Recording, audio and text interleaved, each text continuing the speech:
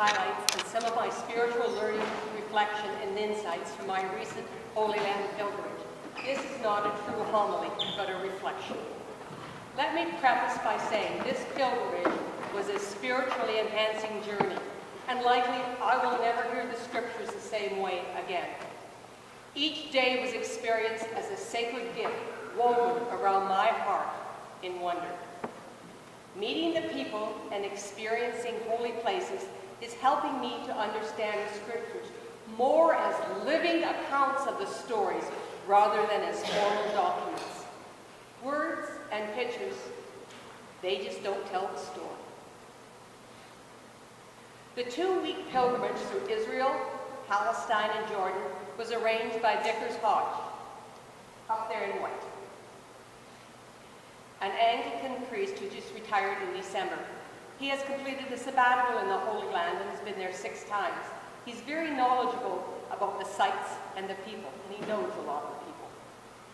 Bishop Terry Dance was our leader as well, and he is passionate about the Bible, about context and the message of love, God, and neighbor, up there in purple. Any of you who've ever attended any of his Bible studies will know his passion. Our day began every morning with morning prayer, the Jerusalem Anglican version that worked really well on the bus. This set the stage for grounding us in prayer. After all, we Anglicans are people of prayer. This practice personally was important to me and basically set my holy day. Yes, I took a gazillion pictures, but I always tried to take time to sit and feel the holy sites. Sitting in silence helped me connect with the past while remaining in the present and appreciating the moment. One thing that I did discern is that the Israeli-Palestinian situation is very confusing and leaves me quite conflicted. It is complex. Several layers of complex, in fact. There's no easy fix to resolve a very long-standing and emotionally charged situation. The passion on both sides is very evident, and there are at least 3 sides to every story. The people of the area need and ask for prayer, and a sense that the rest of the world, while not truly understanding their situation, does care. In the area of Palestine, the West Bank, there are Jews, Christians, Muslims, and others who have lived alongside each other in harmony for centuries. The current tension began after World War II, when the area was carved up by the world powers without any input from the local inhabitants. The slogan of giving a people without a country, land without a people, it was just crazy. There were people there. It was not a land without people. The harmony of the past is just that, the past. The old city of Jerusalem is divided into 4 quadrants: Christian, Jewish, Muslim, and Armenian. In lots of ways, these people still interact and know each other. But outside this ancient area, it's a different story. The interaction and cooperation of Zionists and Palestinians is, from what I could gather, limited. But you know what? There's still hope. We experienced what we call the Dual Narrative Day, arranged through us through Tantur Ecumenical Institute. This is an oasis of community, learning, and hospitality, situated on a beautiful hill overlooking Bethlehem. A Vatican-owned facility with programming from Notre Dame University in the States, where theological education happens. That day, we had 2 guides, an Israeli Jew and a Palestinian Christian. These 2 young men, they're friends. They like each other, although their political views are polar opposite. Yet they broke laws in order to make things happen, to help us to bridge the interweaving narratives between the people of Palestine and Israel. We visited sites that are important to all 3 Abrahamic religions, like the tomb of the patriarchs, where Abraham purchased land and their patriarchs and their wives are believed to be buried. This tomb is important to both of these young men. They went together. Together we lunched. We lunched at the home of the Christian, which is on the far side. That's his outside of his home, and that's the inside of his home, in the Palestine in the West Bank, and we snacked in the home of the Israeli in a Jewish settlement on this side. Neither is actually legally allowed to be in the home of the other, but you know what? They went together to take us. So they also accompanied us to a refugee camp, a synagogue, and a mosque. I could spend hours just talking about that day, but that's for another time. My reflection: the relationship between these two young men is a good one and needs to be supported. Spending time together as people and developing an understanding of each other's situation is important. It's the only way we can move forward, and with justice. Relationships are what is needed to bring healing. The dream and the hope of these two young men for peace, maybe the way forward is listening and relationship. Another highlight was spent at the Tent of Nations. This is a 100-acre farm owned by an Arab, Palestinian, Christian. Let me repeat that. Arab, Palestinian, Christian. He has a deed dating back to the Ottoman Empire. His family has lived on this land for centuries, firstly in a cave home. Believe it or not, that picture is in his cave home, carved out of the hill and still used for guests. The land is situated in the Israel-controlled no man's land in the West Bank, right next to an illegal Israeli settlement that wants to expand onto his land. This man is a rebel with a cause. Life is not easy, as basic water, electricity, and even accessibility are cut off. His claim is before the courts, and for some years it's been there. He has faced the illegal cutting of his precious olive trees and other damage, but despite it, he remains positive. He acknowledges that he is a non-violent resistor with lots of patience. Every time there's a court date, request for papers, etc., etc., he doesn't get frustrated, but slowly works towards the goal. He believes truly that time will see justice served. His father was a Lutheran priest. Therefore, the Lutheran Church has set up some kind of agreement with him. He gets international and media attention, plus legal support. Believe me, that's been a big help. When he or his land is negatively impacted, it is perceived as an affront to the international community and to the Lutheran organization. So things are relatively quiet, although moving at less than a snail's pace. He hosts an international, ecumenical, and interfaith learning camp where visitors come from around the world to work on his farm as volunteers. He also has a local and international children there of different faiths experiencing games, fun, Bible stories, and creates beautiful ceramics and friendships. Kids camp, which is very rare in that area. Different international resources have helped him with solar electricity, water pumping, and whatnot. And the first picture over here is his farm. The second one is a tribute to the international groups that have donated stuff to help him keep going. We are told that Anglicans in the Holy Land are a small presence but bring value and are honored. The Anglican presence in places like St. Luke's Hospital brings health care to people in need, regardless of religion. People pay for this service as they're able, while often or little nothing is what they can afford. Anglicans also help with a school for the blind, serving children of any faith. Any person with a disability in this land faces untold challenges. Nothing, and I mean nothing, is accessible. The whole country is a series of rocks and hills, and cities and villages are carved into the landscape, and the footing is uneven everywhere. It is steeply uphill or downhill to get anywhere. Paths are ancient cobblestones, often dating back to the time of Jesus and the Roman Empire. The Council of Chalcedon, the birthplace of our Nicene Creed, was in 451 AD, called by the Roman Church. The Eastern Catholic churches were invited, but since they were being invaded and were at war, they couldn't attend. Rome was upset that they didn't come, and so the Eastern Orthodox communities were excommunicated. Once Anglicans arrived in the Holy Land, they started to communicate and to listen to the stories from the Eastern Church's perspective. This earned Anglicans a place of respect. The Anglicans were involved in getting the Romans and the Eastern churches talking, and now they're really very close. Anglicans and Lutherans are called Catholic, non-Roman by the Eastern churches. My insight. Listening is important. It does not necessarily mean agreement, but it does help build bridges. Holy listening is a skill we could all benefit from acquiring.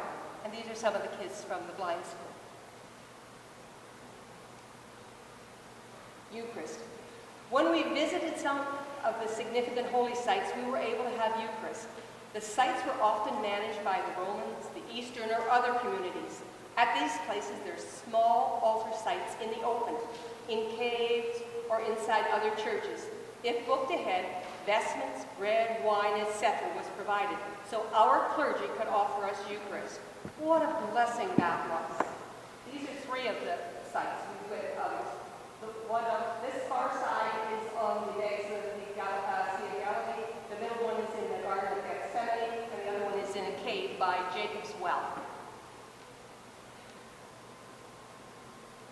In Jerusalem, we attended and participated in St. George's Anglican Cathedral, the regular Eucharistic service, with fellow Anglicans from the area and around the globe. What an experience that was! When we passed the peace, you could feel the presence of Holy Spirit and the love in the air. Reminding me of a passage from today's Gospel of John. Peace I leave you, my peace I give you. I do not give to you as the world gives. Do not let your hearts be troubled, and do not let them be afraid. My reflection, there is a strong bond, and Catholic, which means universal, is alive and well, and just might be the way forward. Oops. Gethsemane. Gethsemane is an urban garden at the foot of the Mount of Olives in Jerusalem. In Christianity, it's the place where Jesus underwent the agony in the garden and was arrested the night before his crucifixion. From Matthew, my Father, if it is possible, let this cup pass me by. Nevertheless, let it be as you, not I, would have it. Then a little while later, Jesus says, if this cup cannot pass by, but I must drink it, your will be done. At the conclusion of this narrative, Jesus accepts that the hour has come for him to be betrayed. Initially, he questions if he should find a way out, but no, that's not to be. Jesus entrusted himself wholly to God, knowing that God will be suffering along with him. Bishop Dance said it, reminded him of the last time he saw his daughter Erin when she was dying. And when they had done all that was possible to help her, it was finally time to entrust her to God and know that God would never let her be alone. My reflection, there is a Gethsemane moment. Anyone who has ever lost someone they love, lost a dream or a way of life, can be assured that God is always present. God hurts when we hurt. God cries when we cry. But God is always present to offer support. We need only trust. We need to give our losses to God. I'm sorry, I forgot to show you Gethsemane. This tree, if you can see this young tree growing out of it, this is why all trees live so long. Young trees grow out of them. They think the base of this is probably 800 years old. That's actually the garden in the middle, and the first one is the way in. Mary Magdalene. Please note the pillars in this picture, because I'm going to come back to it. The story of Mary Magdalene compels women to reflect on their own dignity, no matter the sins, wounds, and life circumstances, to the present or the past. God's merciful love forgives and heals. Women encounter the truth of themselves through Mary Magdalene's testimony. Value lies in being created in God's image, being loved by God. Facing the truth of oneself is the first step on the journey of reconciliation with oneself, others, and God. Mary Magdalene has always been my personal matron saint. I admire her strong presence and guts. She had her priorities where she thought they should be.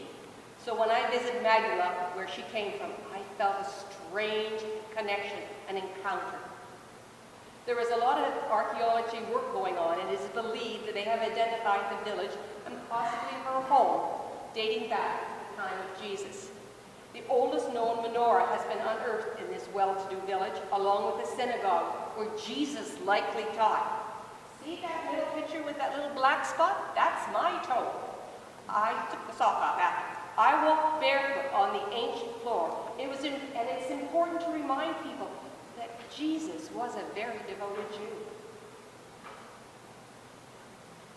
A new Christian church within the site is held up by several pillars. Remember those pillars I talked about before? Each pillar represents different women from the church. There is a pillar with no image.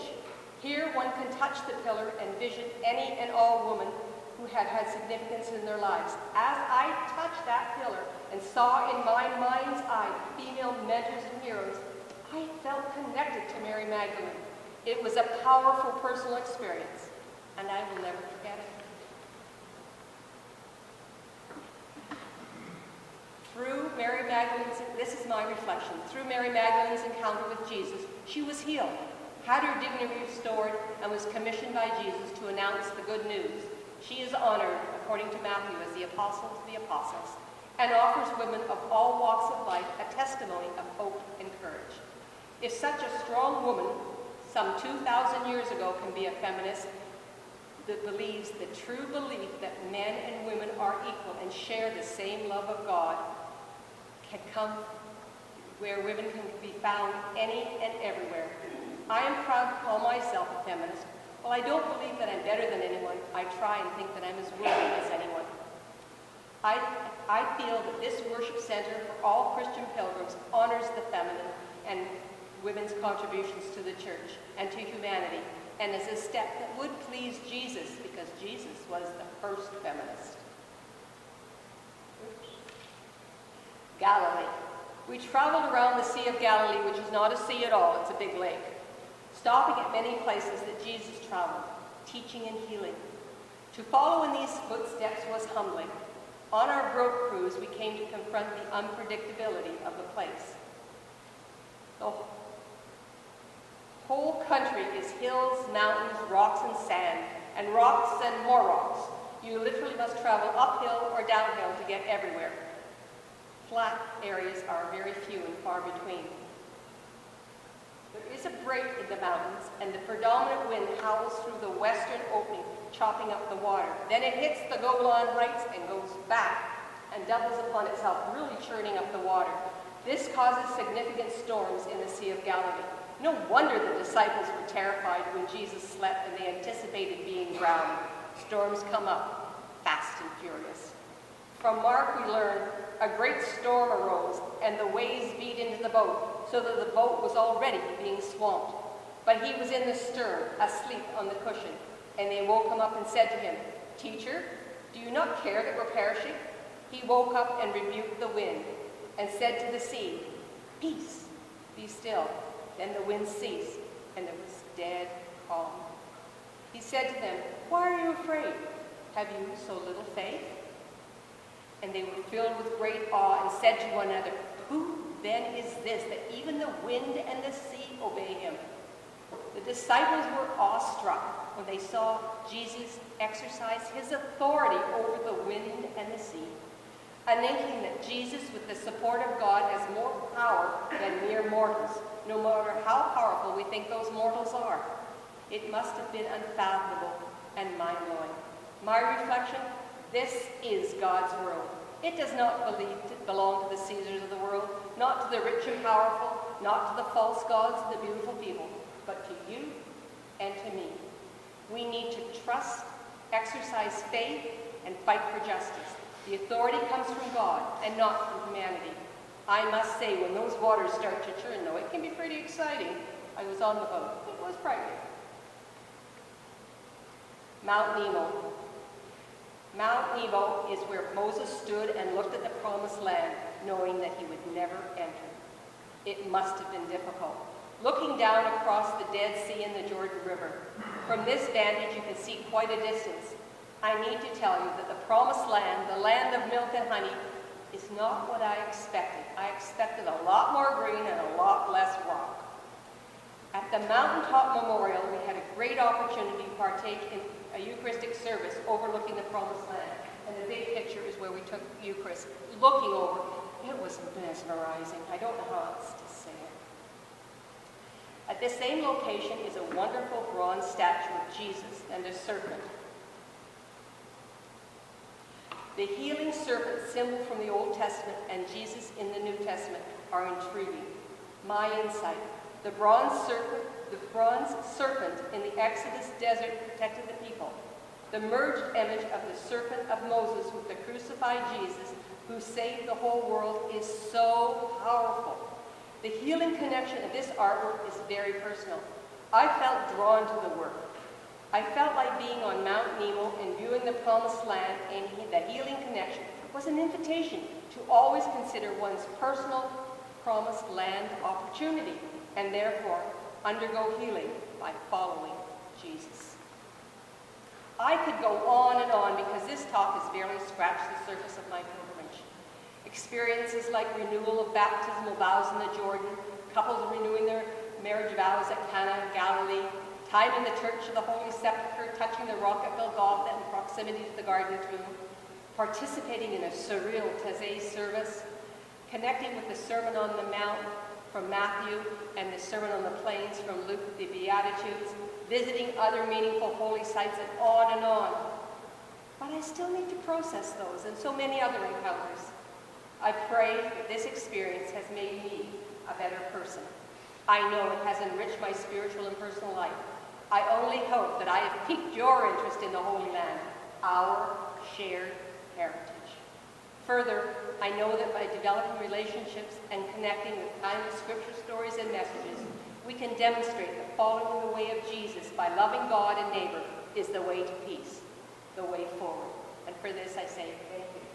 Thank you. Blessings is Jewish, Shalom is Jewish, and Salam is from the Muslim people, and the Palestinians. And I can't say enough about how wonderful all those people were.